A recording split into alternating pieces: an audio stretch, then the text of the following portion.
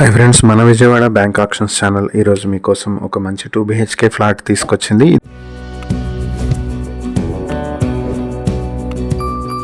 ఇది విజయవాడ కానూరులో ఉన్నటువంటి property. Ground floor లో నార్త్ ఫేసింగ్ తో ఉంటుంది. 875 స్క్వేర్ ఫీట్ లో ఉన్నటువంటి 2 BHK ఫ్లాట్ కి అన్డివైడెడ్ షేర్ 30 స్క్వేర్ యార్డ్స్ వస్తుంది. ఇది ZPH స్కూల్ కి దగ్గరలో ఉన్నటువంటి ప్రాపర్టీ.